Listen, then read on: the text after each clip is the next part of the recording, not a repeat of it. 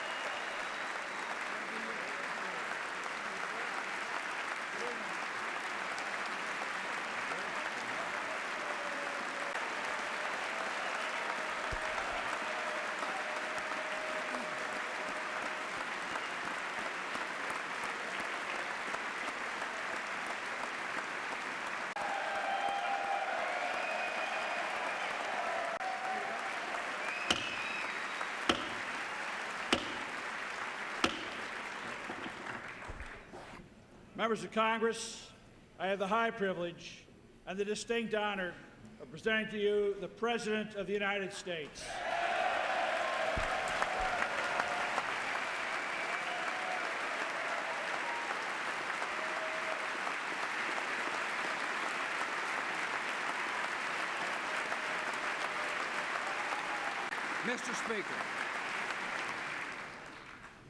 Mr. Speaker, Vice President Cheney, members of Congress, distinguished guests, and fellow citizens.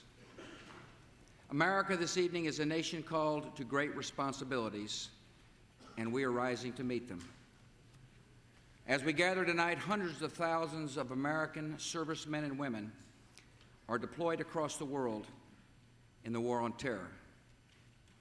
By bringing hope to the oppressed and delivering justice to the violent, they are making America more secure.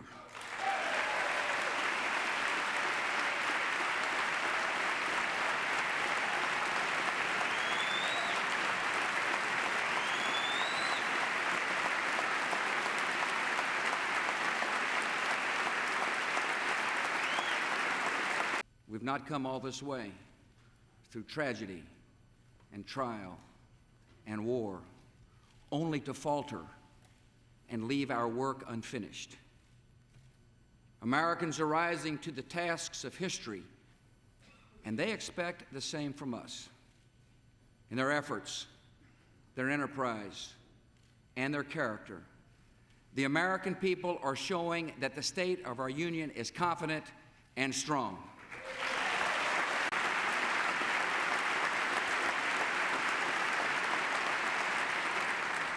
Our greatest responsibility is the active defense of the American people. 28 months have passed since September the 11th, 2001. Over 2 years without an attack on American soil. And it is tempting to believe that the danger is behind us. That hope is understandable, comforting, and false. The killing has continued in Bali, Jakarta, Casablanca, Riyadh, Mombasa, Jerusalem, Istanbul, and Baghdad. The terrorists continue to plot against America and the civilized world. And by our will and courage, this danger will be defeated.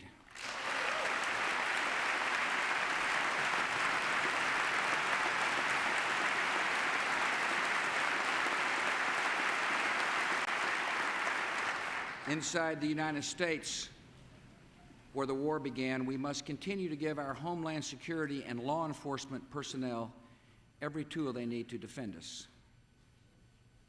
And one of those essential tools is the Patriot Act, which allows federal law enforcement to better share information, to track terrorists, to disrupt their cells, and to seize their assets.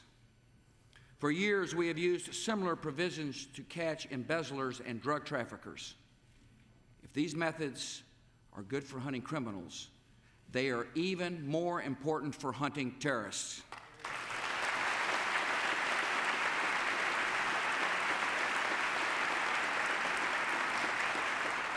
Key provisions of the Patriot Act are set to expire next year. The terrorist threat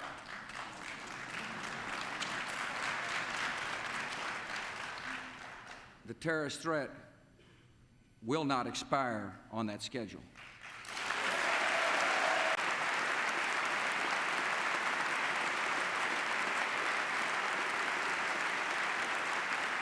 Our law enforcement needs this vital legislation to protect our citizens.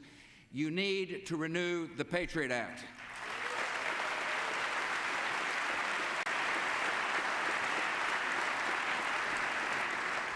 The first to see our determination were the Taliban, who made Afghanistan the primary training base of al-Qaeda killers. As of this month, that country has a new constitution guaranteeing free elections and full participation by women. Businesses are opening, healthcare centers are being established, and the boys and girls of Afghanistan are back in school. With the help from the new Afghan army, our coalition is leading aggressive raids against the surviving members of the Taliban and al-Qaeda. The men and women of Afghanistan are building a nation that is free and proud and fighting terror, and America is honored to be their friend.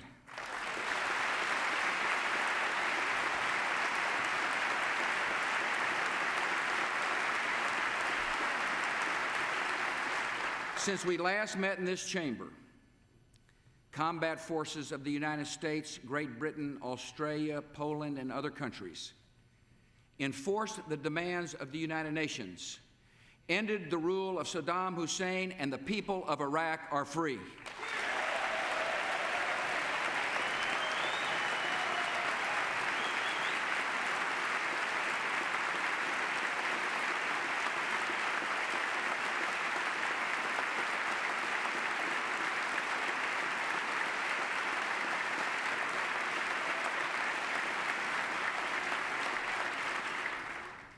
Having broken the Ba'athist regime, we face a remnant of violent Saddam supporters.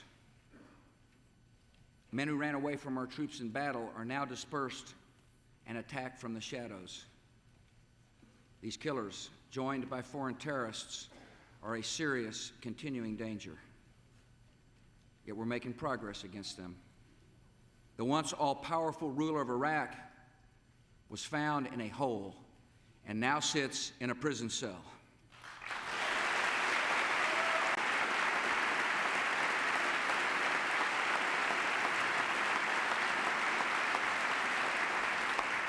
Of the top 55 officials of the former regime, we have captured or killed 45.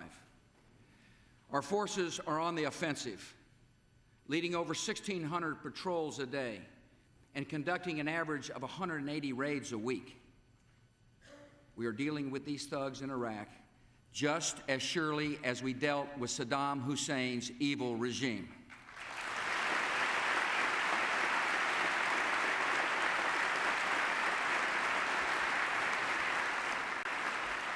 Month by month, Iraqis are assuming more responsibility for their own security and their own future. And tonight we are honored to welcome one of Iraq's most respected leaders, the current president of the Iraqi Governing Council, Adnan Pachachi.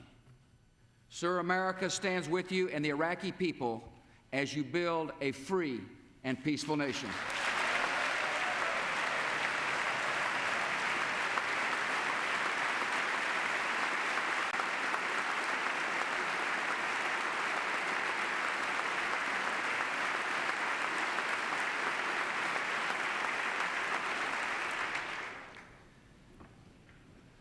Because of American leadership and resolve, the world is changing for the better. Last month, the leader of Libya voluntarily pledged to disclose and dismantle all of his regime's weapons of mass destruction programs, including a uranium enrichment project for nuclear weapons. Colonel Gaddafi correctly judged that his country would be better off and far more secure without weapons of mass murder.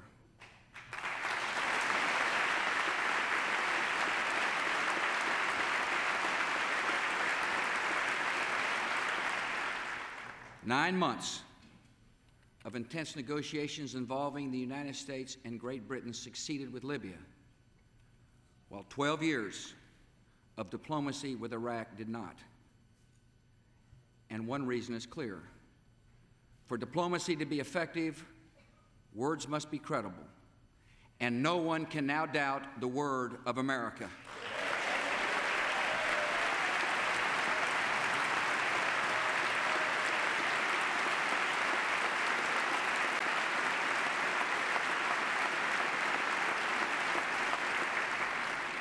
Different threats require different strategies. Along with nations in the region, we're insisting that North Korea eliminate its nuclear program. America and the international community are demanding that Iran meet its commitments and not develop nuclear weapons. America is committed to keeping the world's most dangerous weapons out of the hands of the most dangerous regimes.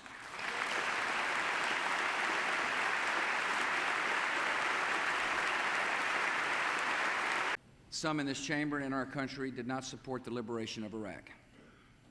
Objections to war often come from principled motives. But let us be candid about the consequences of leaving Saddam Hussein in power. We're seeking all the facts. Already, the K report identified dozens of weapons of mass destruction-related program activities and significant amounts of equipment that Iraq concealed from the United Nations. Had we failed to act, the dictator's weapons of mass destruction programs would continue to this day. Had we failed to act, Security Council resolutions on Iraq would have been revealed as empty threats, weakening the United Nations and encouraging defiance by dictators around the world. Iraq's torture chambers would still be filled with victims, terrified and innocent. The killing fields of Iraq, where hundreds of thousands of men and women and children vanished into the sands, would still be known only to the killers. For all who love freedom and peace, the world without Saddam Hussein's regime is a better and safer place.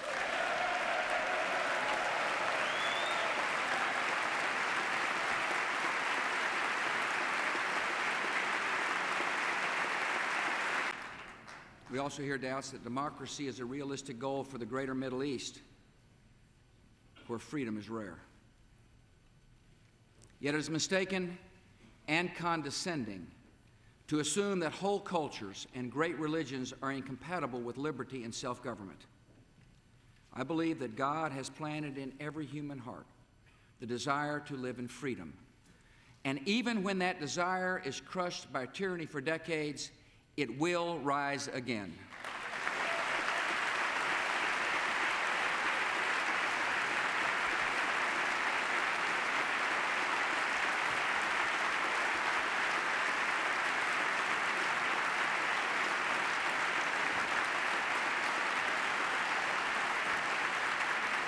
As long as the Middle East remains a place of tyranny and despair and anger, it will continue to produce men and movements that threaten the safety of America and our friends. So America is pursuing a forward strategy of freedom in the greater Middle East.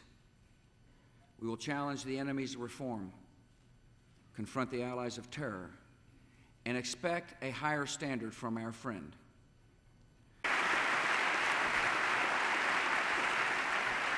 America is a nation with a mission, and that mission comes from our most basic beliefs.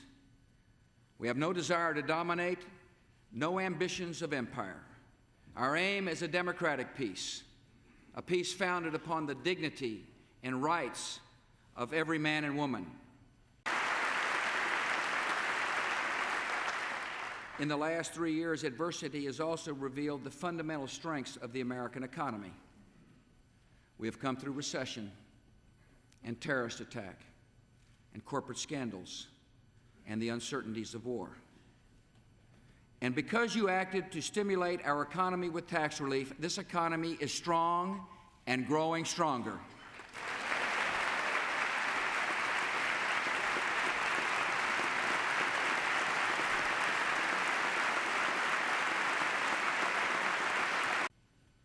The pace of economic growth in the third quarter of 2003 was the fastest in nearly 20 years. New home construction, the highest in almost 20 years. Home ownership rates, the highest ever. Manufacturing activity is increasing. Inflation is low. Interest rates are low. Exports are growing, productivity is high, and jobs are on the rise.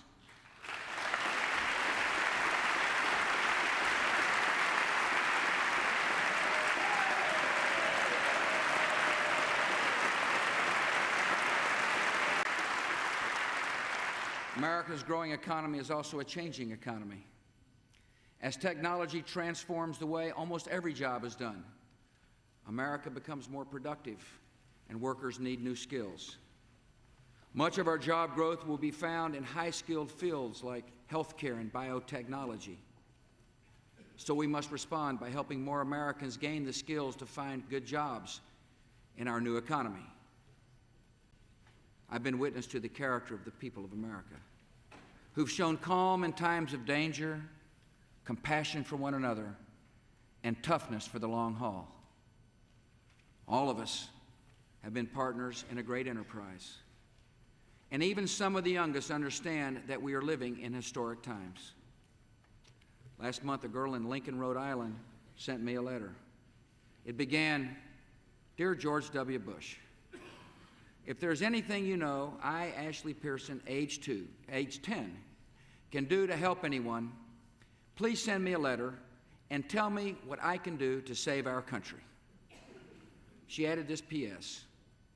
"If you can send a letter to the troops, please put, Ashley Pearson believes in you."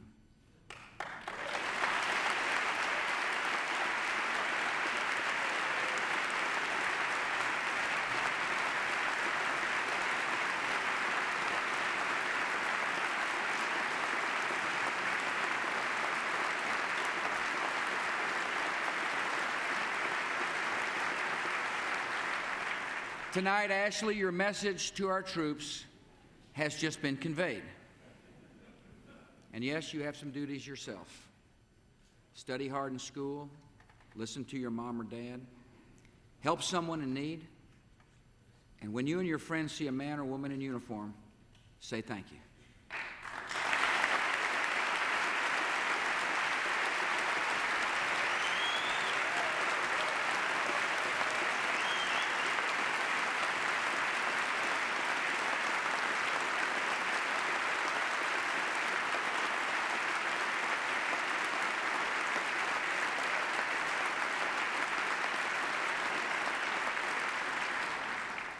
And Ashley, while you do your part, all of us here in this great chamber will do our best to keep you and the rest of America safe and free. My fellow citizens, we now move forward with confidence and faith. Our nation is strong and steadfast.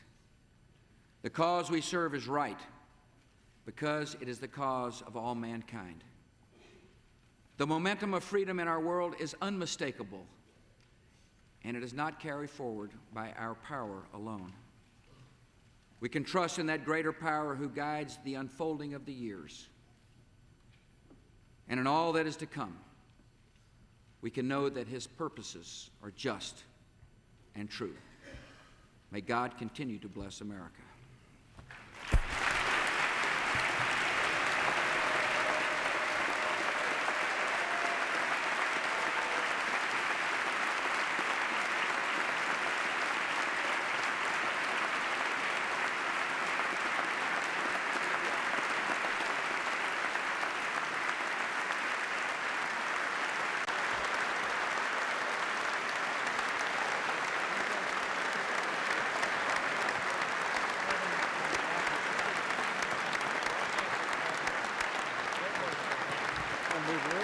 Watch the chair behind you.